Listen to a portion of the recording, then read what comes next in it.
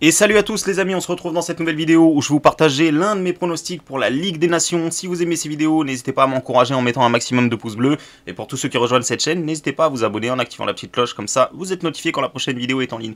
Donc je le disais les amis, c'est le retour du foot et ça fait plaisir, il y a de la Ligue des Nations et il y en aura ces prochains jours. Sachez qu'il y a plusieurs pronostics qui ont déjà été envoyés dans le club VIP. Il y en aura également en public sur le canal Telegram, il y aura aussi des boosts, donc vraiment on a vraiment une belle semaine qui nous attend. Pensez à rejoindre le canal Telegram car vraiment il y aura du post cette semaine. Donc les amis, il y a pas mal de matchs, il y a Espagne-Portugal, il y a des gros matchs, hein, République tchèque-Suisse, très intéressant aussi, mais moi je vais vous partager l'une des values. Voilà, il y a des matchs intéressants, mais ils sont pas forcément intéressants à parier, et inversement, il y a des matchs qui sont moins intéressants à suivre, mais qui sont peut-être plus intéressants à parier.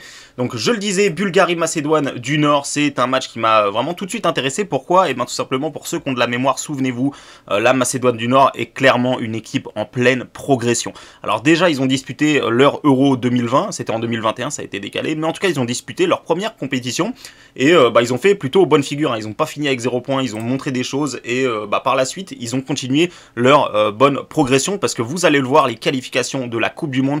Qu'est-ce que ça a donné pour la Macédoine du Nord? Eh bien tout simplement ils se sont payé le luxe de finir deuxième les amis, juste derrière l'Allemagne, hein. Donc ils étaient quand même devant la Roumanie, devant l'Arménie, devant l'Islande, devant le Liechtenstein. Bon ça c'est logique, mais devant les autres équipes c'est quand même à féliciter. Donc ils finissent correctement leur campagne, 18 points, ils ont perdu que 2 fois en 10 matchs. Donc franchement c'est une équipe qui me paraît plutôt vraiment costaud, plutôt en progression et qui possède pas mal de bons joueurs.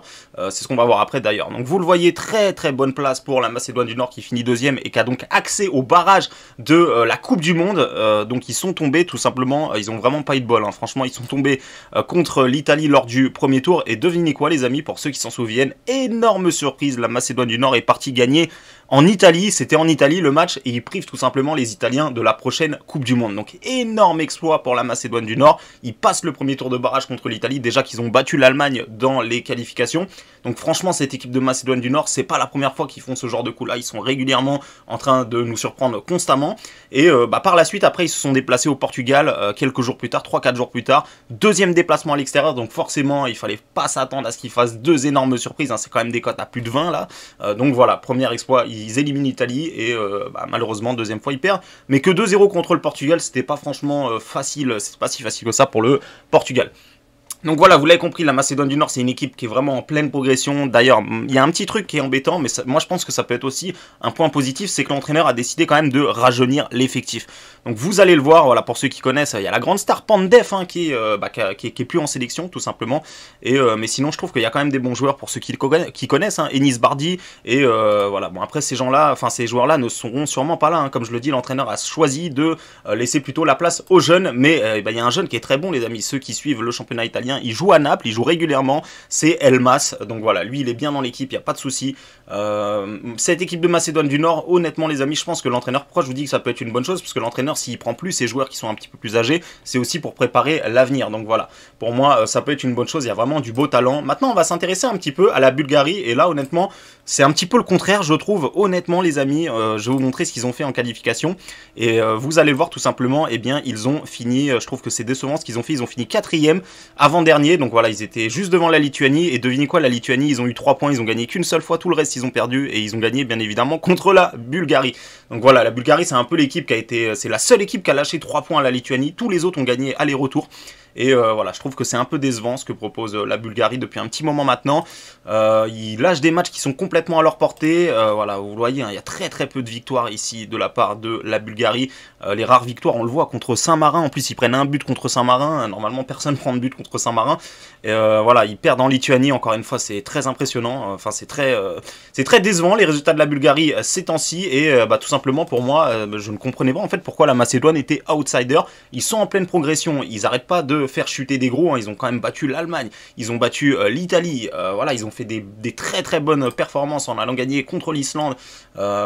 Pour moi, honnêtement, cette équipe de Macédoine du Nord, voilà, il y a plus de talent, il y a plus de confiance, il y a un bel avenir avec des jeunes qui sont en train de progresser, et l'équipe de Bulgarie, honnêtement, il n'y a pas vraiment de grand nom, c'est une équipe un peu vieillissante, c'est une équipe qui déçoit régulièrement. Voilà, honnêtement, voilà, pour moi c'est la Macédoine qui devrait être favorite tout simplement de ce match-là, et même de ce groupe-là, parce que quand je vois les autres équipes qu'il y a dans leur groupe, la Géorgie, Gibraltar, donc en réalité c'est la Bulgarie qui est le plus compliqué pour la Macédoine du Nord. S'ils venaient à gagner ce match-là, ils seraient vraiment dans de très bonnes positions pour accéder au tour suivant, tout simplement. Donc vous l'avez compris les amis, pour moi ça va partir sur la Macédoine, hein, c'est évident parce que voilà, je vous l'ai dit, la Bulgarie, ça commence à être vieillissant, c'est décevant. De l'autre côté on a une équipe qui est en pleine confiance, avec des joueurs plutôt talentueux, hein, et tout simplement la cote me donne vraiment envie de partir là-dessus. Donc alors je vais vous trouver ça. Alors je vais pas partir sur la Macédoine en sec, voilà, ça reste quand même un outsider, enfin là du coup ils sont passés un petit peu favoris, mais je vais partir directement sur la victoire de Macédoine du Nord, rembourser 6 matchs nuls, c'est coté à 1,82, je trouve que c'est magnifique, et ça va nous faire encaisser cette cote à 1,82 si la Macédoine l'emporte, et ça va nous faire récupérer notre mise s'il y a match nul, et on va perdre bien évidemment si la Bulgarie l'emporte, ce que je ne pense pas, voilà, honnêtement franchement je les aurais mis un peu plus favoris, même à l'extérieur, la Macédoine du Nord, je le répète encore, hein, mais c'est une équipe quand même, ils finissent deuxième de leur groupe en éliminatoire, ils ont joué l'Euro 2020, contrairement à la Bulgarie. Ils ont éliminé des gros, ils ont réussi à faire des gros coups contre l'Allemagne, etc. Donc franchement, pour moi, y a quand même une petite différence ici, et je pense que la Macédoine est en mesure de l'emporter. Donc voilà les amis, si vous voulez suivre mon pronostic, je vous invite à mettre 2% de votre capital comme à chaque fois. Voilà, après, c'est pas du sûr non plus, hein, ça reste quand même de la Macédoine du Nord contre la Bulgarie. On sait jamais, il peut y avoir du carton rouge, du pénalty, il n'y a rien de sûr dans les paris sportifs. Donc c'est pour ça que je vous invite à laisser, à miser maximum 2% de votre capital. Donc voilà les amis, vous avez mon pronostic pour ce, il y en aura d'autres, hein, il y en a même plusieurs pour ce même jour, hein, ça se passe en VIP. Et il y aura également du post sur le canal Telegram, donc pensez à bien le rejoindre les amis. Il y aura sûrement un pronostic pour demain où j'ai repéré aussi des belles affiches les amis, des belles values pour le lendemain. Donc voilà, je vous dis à bientôt les amis et merci encore d'avoir écouté ma vidéo.